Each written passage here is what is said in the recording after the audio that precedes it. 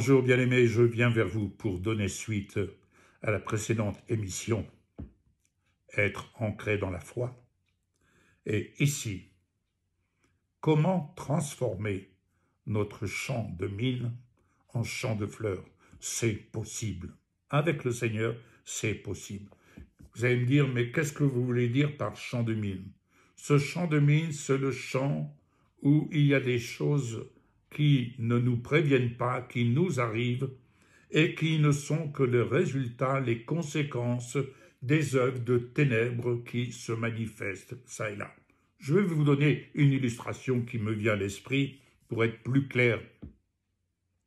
Dans notre région, tous les jours, ces temps-ci, c'est une période comme ça, je ne vais pas donner outre mesure des explications que je n'ai pas, mais elles sont parlantes. Tous les jours, sur une belle ligne droite, sur la route, il y a des accidents et des accidents mortels. Des accidents de circulation mortels. Et on se dit, mais comment se fait-il qu'il y ait des accidents mortels là, sur cette ligne? Alors, je n'ai pas les résultats, les autorités compétentes ont certainement, comme la gendarmerie, ont certainement des conséquences à fournir, des explications à fournir. Ce n'est pas le sujet de ma réflexion. Simplement pour dire, il y a des choses qu'on ne comprend pas. Quand je dis qu'on ne comprend pas humainement parlant, mais en tant que chrétien, ressuscité en Jésus et assis dans les lieux célestes en Jésus, nous savons de quoi il retourne.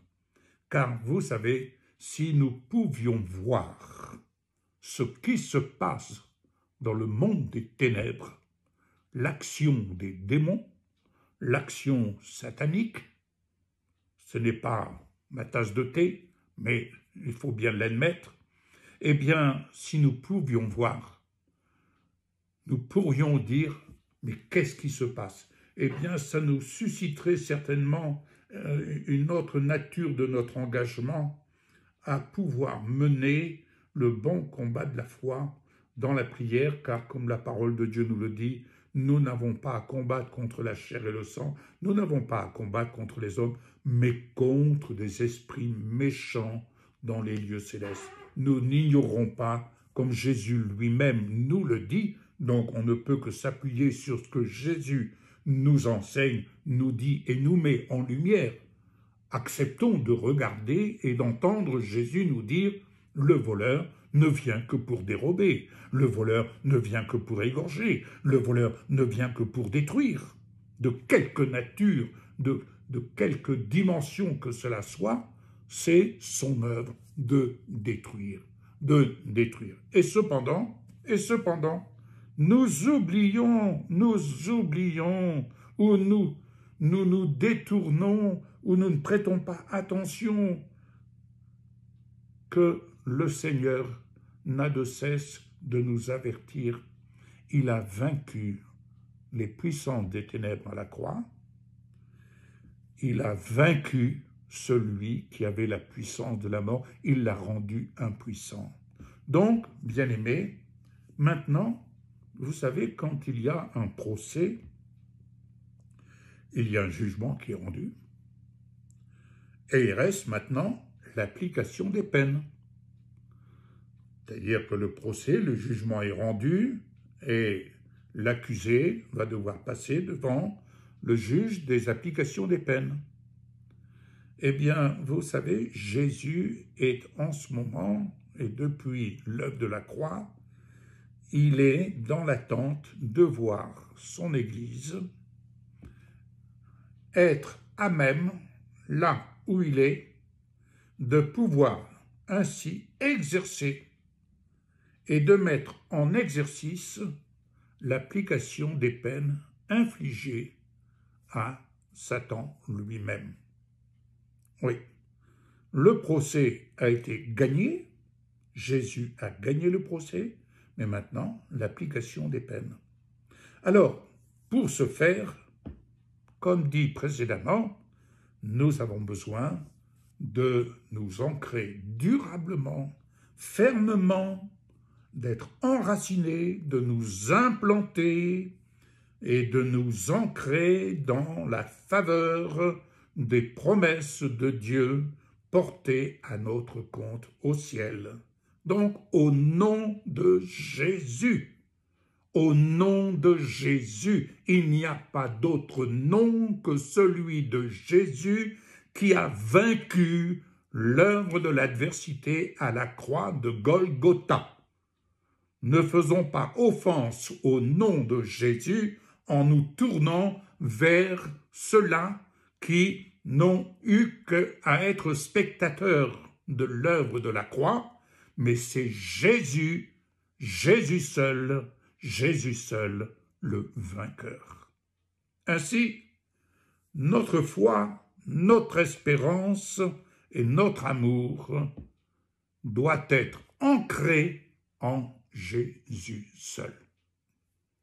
Alors, dans 1 Corinthiens 13, verset 13, il nous est dit que la foi, l'espérance et l'amour, ce sont les trois choses essentielles, c'est là ce qui forme le pilier de notre foi, de notre vie en Jésus. Foi, espérance, amour.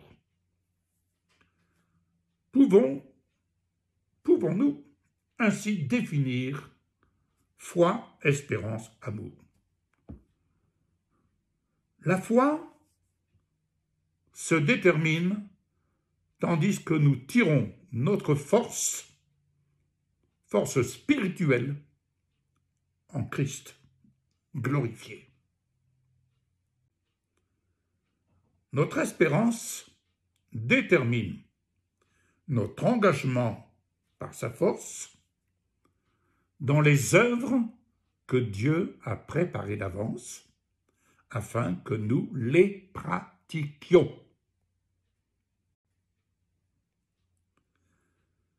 L'amour de Dieu est puissance dans l'action qui découle de sa volonté, de la volonté de Dieu, à mettre en œuvre, à mettre en lumière ce qu'il a préparé d'avance pour chacun d'entre nous, afin que nous vivions en tant que disciples et serviteurs accomplis en Jésus-Christ. Force, engagement, action, c'est la composante de la foi, de l'espérance, de l'amour, les caractéristiques du disciple accompli en Jésus. Bien-aimés, je reviendrai plus longuement dans d'autres circonstances sur ce sujet, mais en tout état, dans les circonstances présentes que nous traversons dans un pays comme la France, que les nations traversent, devons-nous nous préparer et prendre en compte que notre force aujourd'hui ne peut être qu'en Jésus-Christ et que notre engagement par sa force doit être un engagement de fidélité, de constance, de détermination, d'endurance dans ce que nous avons à traverser et à vivre envers et contre tout. Et notre amour, l'amour que Dieu a déversé en nous, doit-il être l'animateur de notre action qui découle de la volonté de Dieu. Oui, car ce que nous faisons, c'est lui qui l'accomplit, tandis qu'il nous rend participants. Il nous rend acteurs avec lui dans son ouvrage. Nous ne sommes pas destinés à être de simples croyants, mais nous sommes destinés à être des acteurs Qui dit acteur, dit force, engagement, action. Qu'en pensez-vous? Il vous appartient de dire « Seigneur Jésus, disciple, je veux être, disciple, j'apprends à être, disciple, je suis en Jésus-Christ pour être en action par le souffle de ton esprit et ancré dans la parole de la foi. » Que le Seigneur vous bénisse. Bon courage et allons de l'avant.